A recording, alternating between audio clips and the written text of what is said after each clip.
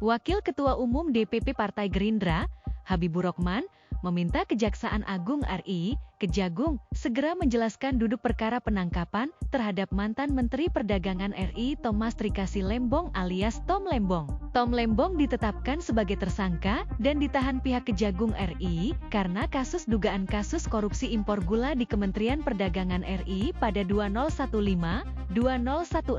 Kejaksaan Agung hendaknya jelaskan ke publik kasus dugaan tipikor Tom Lembong, kata Habibur Rahman dalam keterangan tertulisnya, Jumat, 1 November 2024. Permintaan itu disampaikan Habibur Rahman lantaran dia menilai konstruksi hukum terhadap penangkapan Tom Lembong masih belum jelas.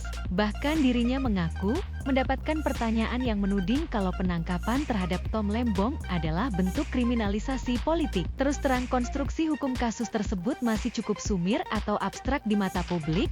Banyak yang bertanya kepada saya, apakah kasus tersebut dapat dikategorikan sebagai mengkriminalkan kebijakan, beber dia. Bahkan, dirinya merasa khawatir kalau penangkapan terhadap Tom Lembong yang tanpa penjelasan ini bisa terpengaruh pada pemerintahan Prabowo Subianto. Dirinya menilai, jangan sampai karena belum adanya penjelasan dari Kejagung malah berdampak pada anggapan kalau Prabowo yang juga Ketua Umum Partai Gerindra dan Presiden RI saat ini menggunakan instrumen hukum dalam hal politik. Tanpa adanya penjelasan yang jelas dan detail, pengusutan kasus tipikor Tom Lembong bisa menimbulkan tuduhan bahwa pemerintahan Pak Prabowo menggunakan instrumen hukum untuk urusan politik, kata Ketua Komisi 3 DPR tersebut. Atas hal itu, Habibur Rahman menilai sejatinya penegakan hukum harus dijunjung tinggi di Indonesia. Pasalnya hal itu selaras dengan cita-cita politik dalam bidang hukum di pemerintahan. Secara umum pelaksanaan tugas penegakan hukum harus selaras dengan cita-cita politik hukum pemerintah.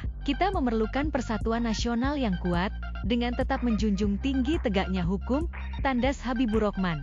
Diketahui, Tom Lembong sebelum ditangkap dan ditahan Kejagung, menjadi bagian tim sukses calon Presiden Anies Baswedan pada Pilpres 2024 lalu. Anies Baswedan dan Capres Ganjar Pranowo menjadi rival Prabowo Subianto, sebelum akhirnya Pilpres tersebut dimenangi Prabowo. Adapun Jaksa Agung diangkat dan bertanggung kepada Prabowo Subianto selaku Presiden RI saat ini. Download Tribun X sekarang, menghadirkan lokal menjadi Indonesia.